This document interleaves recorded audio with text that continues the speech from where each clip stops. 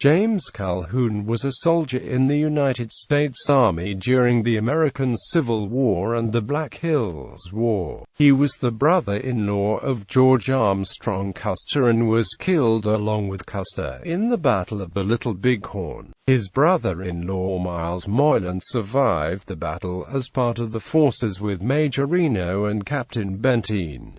Early life. Calhoun was born in Cincinnati, Ohio, into a prestigious and wealthy merchant family that included his brother Frederick. When the American Civil War broke out, he was traveling in Europe, and 2 years later, both joined the Union Army. Both brothers were to forego the merchant life for the frontier to the dismay of the parents' career. Upon returning to the United States, he enlisted in the Union Army in 1864.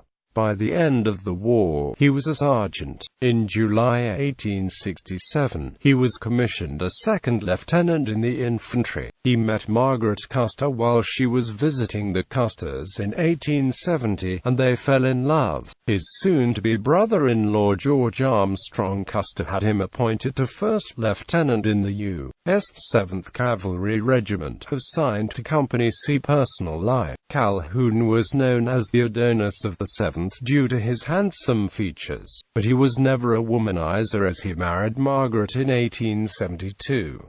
He was part of the so-called Custer clan, which was a clique of close-knit relatives and friends of the former Civil War general. Calhoun was also the brother-in-law of fellow Klan member Myles Moylan. He often wrote letters to his brother and to Margaret, or Maggie as she was called, writing with disdain of his limited understanding of complex native culture, adherence to which naturally resisted military conquest. He often referred to them as heathens, and imagined a day when post-industrial population explosion would make hunting and gathering impossible in the face of Western resource exploitation without conscience, which he understood to be a good thing. At the Battle of the Little Bighorn in Montana Territory during the Black Hills War, he was acting as temporary commander of L Company, whose commander was on detached service as aide to General Philip H. Sheridan, and killed along with most of the company. Evidence at the hill where he died, later known as Calhoun Hill, showed that he and his men fought fiercely until they were killed. He and his second-in-command, Lt.